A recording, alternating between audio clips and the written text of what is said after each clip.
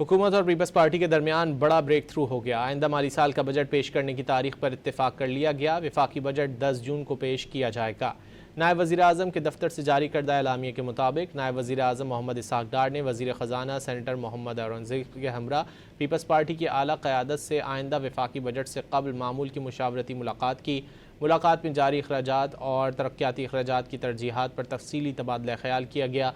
मुलाकात में मुतफ़िक़ा तौर पर वज़ीर आज़म मोहम्मद शहबाज शरीफ को यह सिफारिश पेश करने पर इत्तेफाक किया गया कि वफाकी बजट बुध 10 जून को पेश किया जाए। हुकूमत और पीपल्स पार्टी के दरमियान बड़ा ब्रेक थ्रू हो गया। आइंदा माली साल का बजट पेश करने की तारीख पर इत्तेफाक कर लिया गया। वफाकी बजट 10 जून को पेश किया जाएगा। नायब वज़ीर आज़म के दफ्तर से जारी करदा एलामिया के मुताबिक नायब वज़ीर आज़म मोहम्मद इसहाक डार ने वज़ीर ख़जाना सेनेटर मोहम्मद औरंगज़ेब के हमरा पीपल्स पार्टी की आला क़यादत से आइंदा वफाकी बजट से कबल मामूल की मुशावरती मुलाकात की।